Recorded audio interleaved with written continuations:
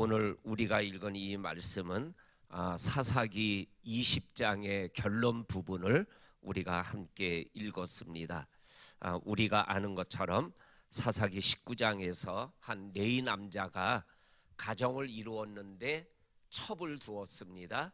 근데 이 첩이 행음을 하고 친정집으로 도망갔습니다. 그러면 그로 끝나면은 되는데 그 첩을 찾으러 이렇게 찾으러 갔다가 일어난 사건이 바로 이렇게 기브아에 있는 베냐민 사람 중에 한 불량배들에게 의하여서 이 첩이 죽음을 당하고 이 죽음 당한 첩을 데리고 와서 12토막을 내가지고 12지파에게 보낸 이후에 일어난 사건이 오늘 우리가 읽은 사사기 20장에 있는 말씀입니다. 여기에서 사사기 20장 1절에서 48절까지 해서 한 몇 가지 중요한 이렇게 의미를 찾으며 하나님 앞에 기도했으면 좋겠습니다. 첫째가 뭐냐면 극히 개인적이고 가정적인 사건이 오늘 성경을 보니까는 민족적인 사건으로 확대되어져서 비극이 일어나고 있는 것을 오늘 사사기 20장이 우리들에게 말씀하여 주고 계십니다. 한 가정에서 일어난 이 죄악된 사건이 한 가정으로만 끝나지 아니하고 이것이 민족의 비극으로 일어나서 이스라엘 군사들 4만 명이 죽고 또한 베냐민 군사 2만 5천 명이 죽어지는 비극의 역사를 일으키고 있었다라고 말씀하고 계십니다. 이것은 이렇게 부정적인 모습으로만 나타나는 것이 아니라 긍정적인 모습도 나타나게 됩니다. 예를 들면 레위기 출애굽기 2장 1절 말씀에 보게 되면 한 남자가 레위 남자 한 명이 레위 여자에게 장가들어서 아들을 낳으니 그 아들의 이름이 모세였다 이렇게 기록되어 있죠. 그리고 80년 후에 출애굽의 역사로 이어지고 있는 말씀을 우리가 출애굽기를 통해서 접하게 되어집니다. 그래서 오늘 이 말씀을 통해서 우리가 분명하게 내 말씀으로 받는 것은 내 문제가 내 삶이 내 문제로 내 삶으로 끝나지 않는다라는 것을 우리들이 분명하게 인지하고 우리가 깨닫고 하나님 안에서 내 삶을 하나님 안에서 잘 살아가면 좋은 일들이 일어나고 내가 잘못되게 생활해 나가면 어려운 일들이 확대될 수 있다라는 것, 이것을 우리들이 꼭 인지하며 믿음의 길을 살아가야 된다라고 말씀하여 주고 계십니다. 그 다음에 두 번째는 이러한 엄청난 개인적 사건이 민족적 사건으로 확대가 돼서 오늘 읽지는 않았지만 사사기 20장 1절에 보면 11지파 이스라엘 모든 사람들이 미스바에 모여서 하나님 앞에 섰다 이렇게 기록되어 있어요. 20장 1절에 보니까는 모든 이스라엘 자손이 일제히 미스바에서 하나님 앞에 모였다. 그런데 이스라엘 백성들이 행동하는 모습을 보게 되면 하나님 앞에 모였는데 하나님 앞에 모여있는 모습이 아니에요. 성경을 읽어나가게 되면 20장 2절에 보면 이미 군사 40만 명이 모였어요. 이거는 뭐예요? 전쟁을 하겠다라고 결정을 하고 모였다라는 거죠.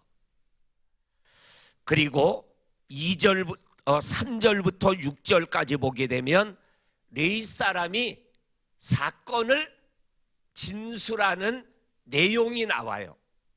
이렇게 해서 내가 토막을 내서 시체를 보낸 거다, 이렇게 얘기하니까 20장 7절에 보면 너희의 의견과 방책을 낼지어다, 이렇게 말해요.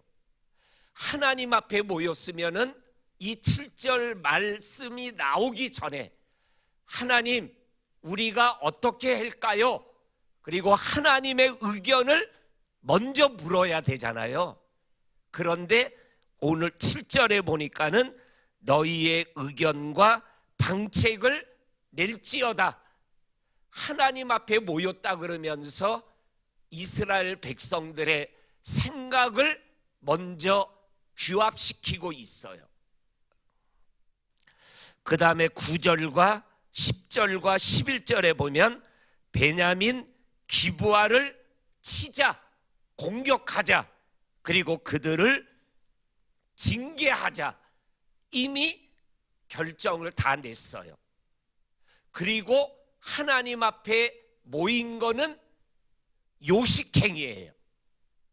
하나님 앞에 모였다라는 소리를 하고 그 소리를 듣고 싶어서 모인 거라는 거죠. 이미 자기들의 생각은 다 결정이 났어요. 그리고 하나님 앞에서 결정한 것처럼 행동하고 있는 이스라엘 백성들의 모습을 보게 되어집니다. 그러면서 오늘 성경에 보게 되면 하나님 앞에 묻는 모습들이 나와요. 그런데 성경을 쭉 읽어나가게 되어지면 이미 싸움을 하기로 결정하고 하나님 앞에 물어보는 첫 번째가 뭐냐면, 우리가 싸우려고 하는데 누가 올라가서 싸울까요? 질문이 잘못되지 않았어요? 베냐민 지파가 이렇게 악한 짓을 했는데 싸울까요? 싸우지 말까요? 이렇게 하나님의 뜻을 구해야 되는데 이미 결정을 했어요. 그리고 그 다음에 누가 올라가서 싸울까요? 이 하나님 앞에 묻는 질문이 잘못됐다라는 것을 우리들이 확인하게 되어집니다.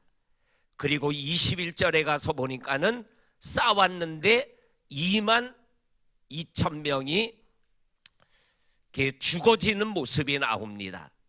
그리고 23절에 보면 또 하나님 앞에 싸울 것을 다 준비하고 나가서 하나님, 싸울까요?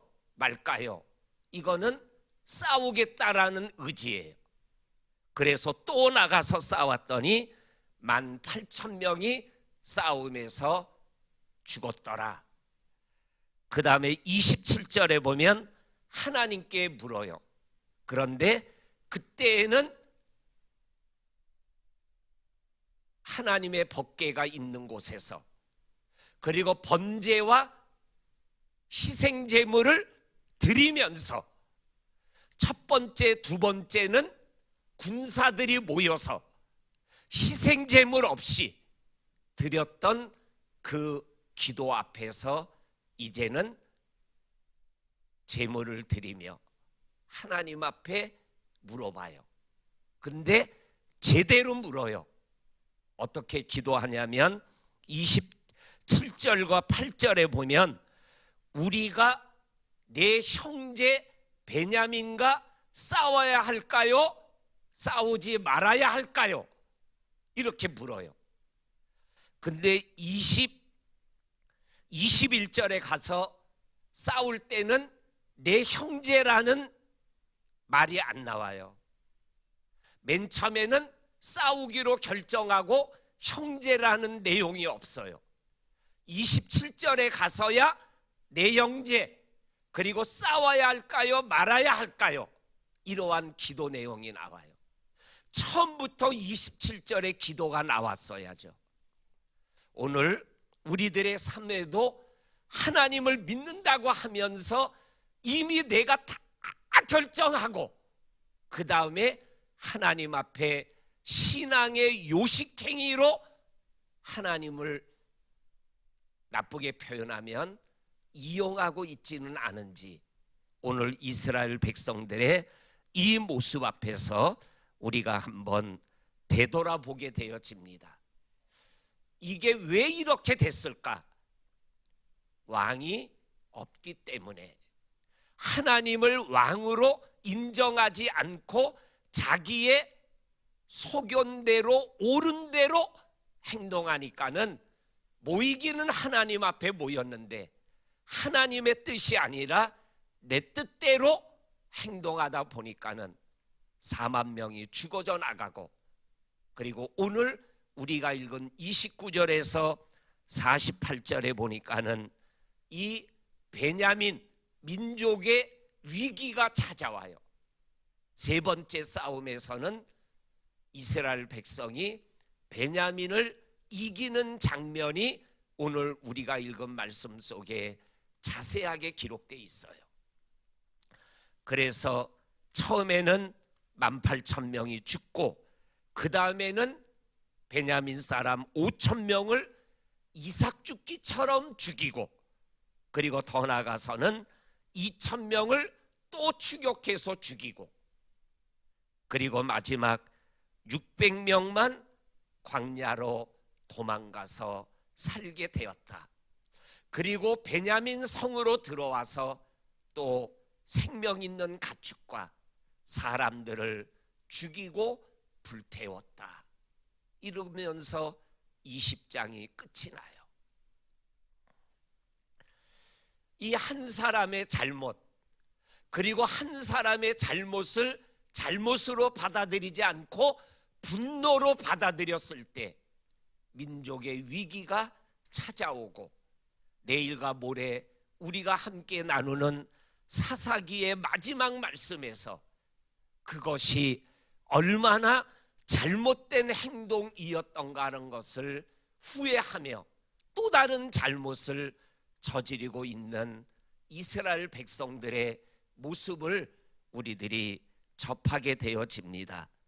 우리 사랑하는 성도님들, 오늘 이 사사기 20장을 통해서 하나님이 내게 주시는 말씀을 기억하며 우리가 하나님 앞에서 믿음길을 걸어가는 저와 성도님들이 될 수 있기를 주의 이름으로 간절히 축원합니다. 아멘. 하나님 아버지, 고맙고 감사합니다. 오늘 이 새벽 우리들이 기도할 수 있도록 기도의 시간, 새벽의 시간을 허락하여 주셔서 말씀을 통하여 하나님 중심, 예수 중심, 성령 중심으로 생활해 나갈 수 있도록 우리들을 깨워주시니 감사합니다. 오늘 하루도 그렇게 잘 달려가며 주님께 영광 올려드리는 우리들 모두가 되게 하여 주옵소서.